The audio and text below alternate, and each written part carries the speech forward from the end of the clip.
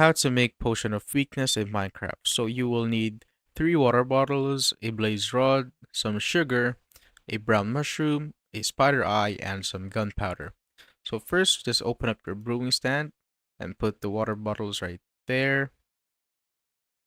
Now once that's done, you just simply need to click on the crafting table and put the blaze rod so that you could get your blaze powder. Once you have your blaze powder, just put it right here on the brewing stand. Once that's done, open up your crafting table again and put your spider eye right here and your sugar and your brown mushroom. And after that, it will give you a fermented spider eye, so just simply get it.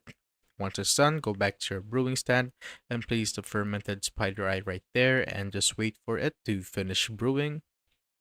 So as you can see, it is almost finished, and after that, it will instantly make the water bottles into a potion of weakness. And to make it a splash potion of weakness, you will just need some gunpowder. So just wait for it to finish brewing again. So it's almost done right here. And as you can see, once it's done, it says splash potion of weakness right there. So when we get it and equip it, as you can see, we could now throw it just like so.